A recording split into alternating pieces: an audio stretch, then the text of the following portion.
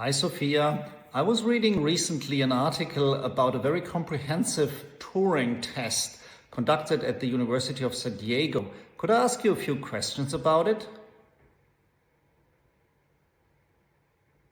Of course, Leo. I'd be happy to help. What do you want to know about the Turing test they conducted?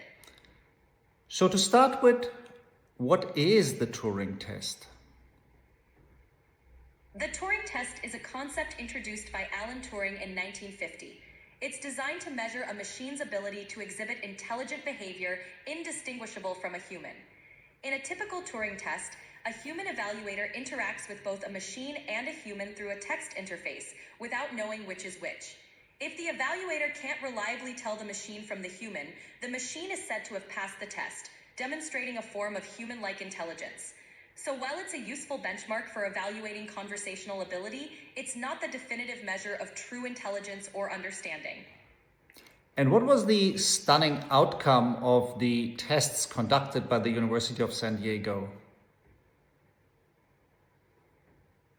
They found that OpenAI's GPT 4.5 model was mistaken for a human 73% of the time in a Turing test.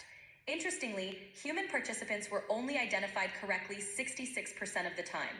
This outcome highlights just how advanced AI's conversational abilities have become, and how challenging it can be to distinguish AI from humans in conversation. And what does the Turing test tell us about the state of the actual intelligence of AI, and what does it tell us not? The Turing test tells us that AI has reached a level where it can convincingly mimic human conversational patterns.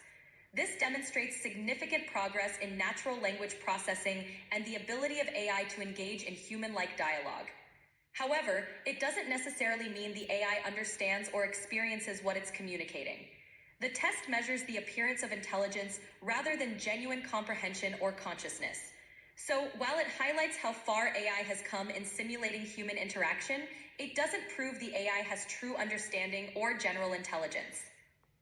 And is that a certain criticism of the test, that it shows how well you learn from data, but not so much as you learn from experience, as humans do? Exactly. One of the main criticisms of the Turing test is that it primarily assesses how well an AI can replicate patterns in data and language it was trained on. This means it can mimic human responses without truly understanding or learning from real-world experiences the way humans do. It highlights the AI's ability to imitate rather than its ability to genuinely understand or reason from experience.